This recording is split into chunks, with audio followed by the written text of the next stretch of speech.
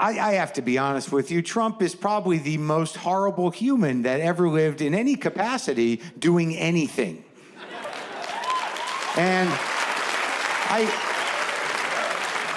not a political statement. That is observational, completely observational. No matter what he would do, if he was doing another job, he would be the same asshole. Like if he was working on a car lot and you went onto that lot to buy a new car and he came walking towards you, innately you'd be like, nah, not that guy. I don't feel comfortable with that guy. There's something off, not right. It's not right. And I don't know, man. You know, it's like a lot of people still ask that question, like, how did this happen? Why? How did he get elected? Now, I don't want to be condescending. I think most of you are like-minded people. I don't think there's a lot of Trump supporters in here. If there are, it's not your night. But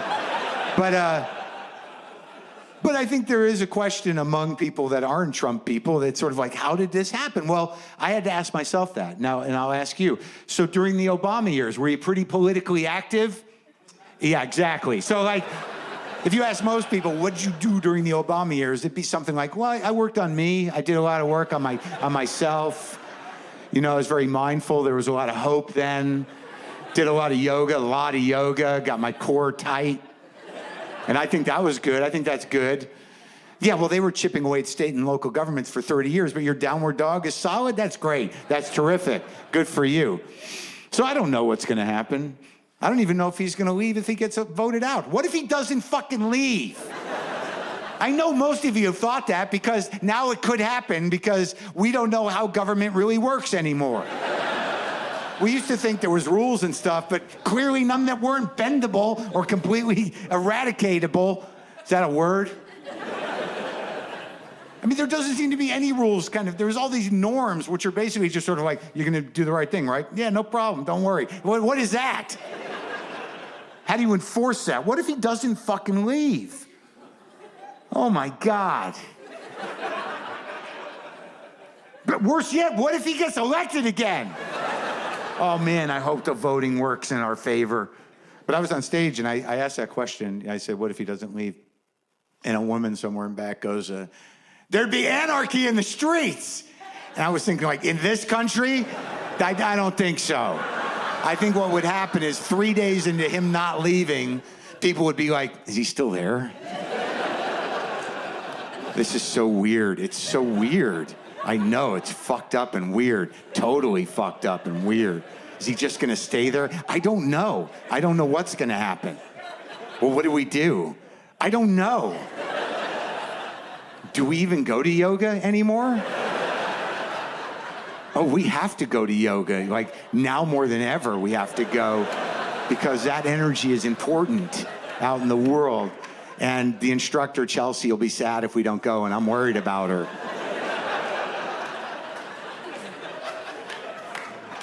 Oh, thank you.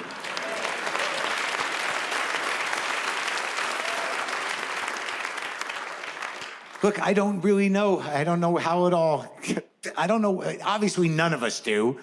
And you're just trying to, you know, get through it. I hate when people go, don't normalize this presidency. I don't think anybody is really normalizing it, but we're just trying to deal. I mean, what's the alternative? To walk around going, oh my God, what the fuck is happening? Every day I'm terrified. This is fucking crazy. I mean, you can't do that. Many people have jobs. They have things to do. They have to function in the world. You don't want to be the crying guy at work. What's the matter with him? It's a Trump thing. It hasn't stopped for almost 2 years now. I don't know. How do you get through it? You know, you got to have some hope, I guess. I don't know. Yeah, spiritual? Are you spiritual? Are you practical? What do you do?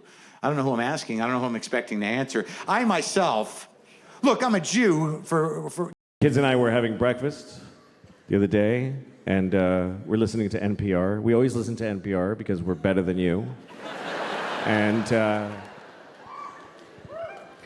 so we're listening to NPR at breakfast the other morning, and there's this one story where they kept using this phrase. They kept saying 9/11-deniers. They kept saying that. 9/11-deniers. And my daughter was like, what is that? And I said, well, it's a group of people that think September 11th was a conspiracy. And she said, oh, I thought they were saying 9/11-deniers.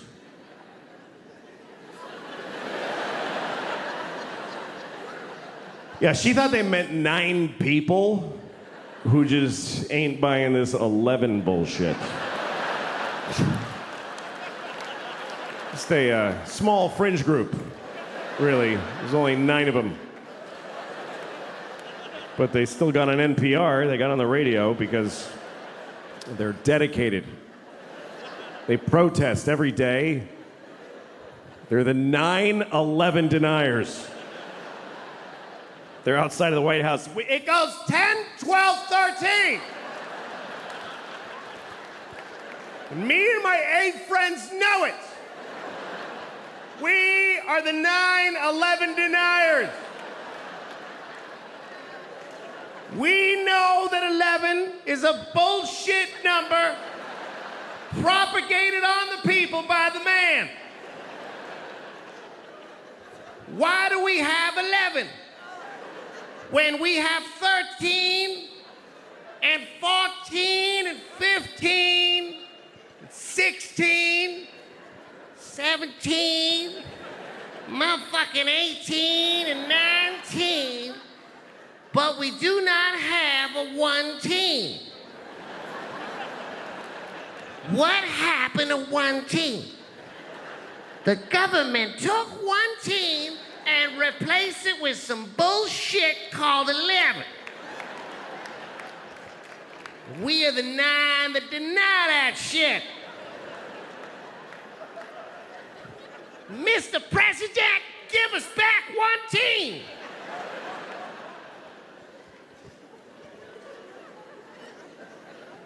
I don't mean to offend any Chinese people with the stereotype, but... That's right, I'm Chinese, motherfuckers. I'm from Beijing. I lived in Shanghai. I'm Chineser than a motherfucker. I'm a chopsticks and whatnot. Ha! All right. I'm sorry. Here's the thing. Stereotypes are harmful. That's the truth. But the voices are funny.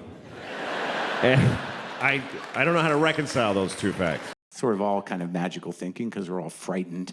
But there's one thing that is kind of baffling to me. You know, we all take vitamins, yet there's a vocal but small minority of people in this country that refuse to vaccinate their children.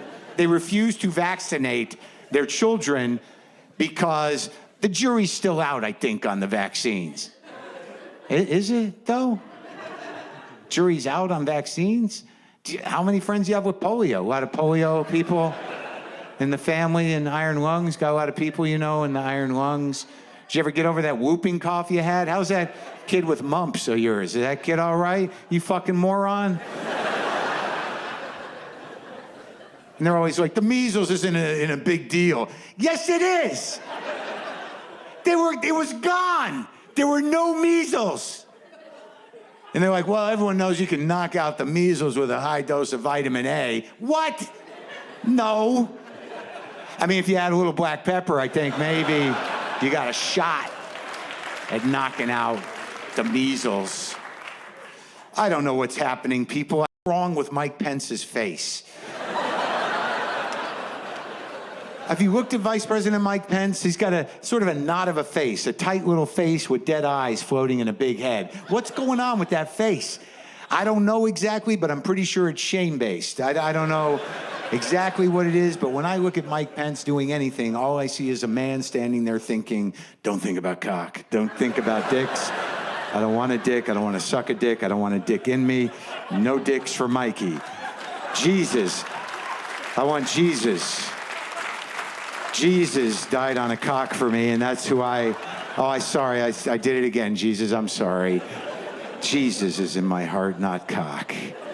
That's what I think's going on with Mike Pence's face. I think it's trying to retreat back into his head away from all the dicks he sees coming at him. He's got a fairly rare condition called inverted gay face. And I really believe that if Mike Pence sucked one dick, his face would pop out And we could all be less nervous if Trump doesn't make it through his first term, because Pence is a scary Christian fascist person, and he's probably worse.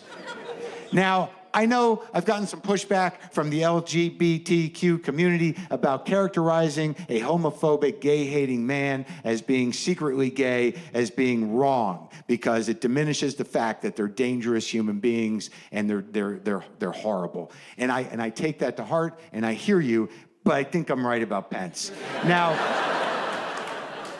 let's switch back to the story, the prophetic story, which is my hope, and you know where I'm coming from. And this is going to hurt some people, but you can take it. It's going to land kind of bad. It's funny, but it's going to hurt going in. My hope on the last day of the planet Earth, on Judgment Day, when the sky is on fire and everyone can't breathe at the same time. We're all looking at each other with the same dumb face. And no one can help the other person. And, water is rising out of nowhere, and there's just no filter between the sun and our skin anymore, and our flesh is just starting to burn. This is a bad day, folks. Ugly. But it's coming. And my hope on that day... Recently, you ever been in an email fight? Some of you are in an email fight right now. You know, an email fight, not a text fight. A text fight is like, fuck you, bitch. Fuck you, bitch. Dick, bitch. You're an asshole, bitch. That's a text fight. An email fight is like, in June when I told you that I had this issue, I was very disappointed in the way you didn't listen. You know those emails you just work on it all night? Like it's the closing argument to a murder case. It's so important, your fucking email. You're pounding it out like Beethoven, and you're pouring water in your head and going deaf and still working on it. And then you send it to somebody. Can you read this and tell me if it's fair what I wrote? Start at the bottom. And they write back, I made a few changes. Oh, thank you, that really captures my voice, and yet... And then you send it to somebody else, and they're like, I would take out eat shit fuckface because it clouds your better points. And you're like, nah, fuck you, I'm gonna keep it. And then finally you send it. And you're like, And then you feel really good, I finally said it. Finally. And you have this fantasy that they're at home reading it right now going, I'm wrong about all of the things.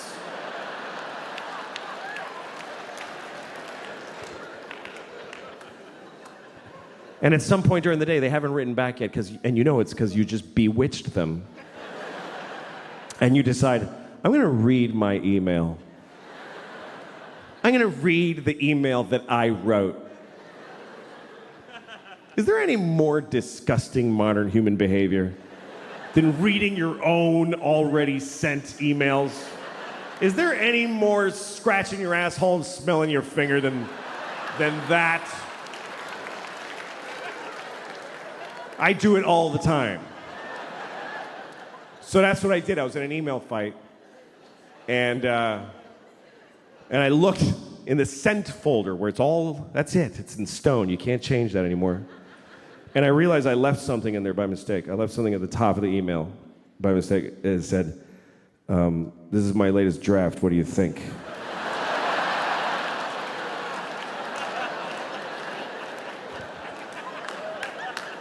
So now the rest of it is just shit. It's shit now. Because she knows I have a writing staff and a focus group. There should be credits at the end of this fucking email.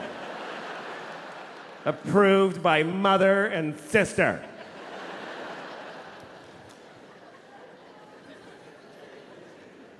I don't know. Love is worth it, though.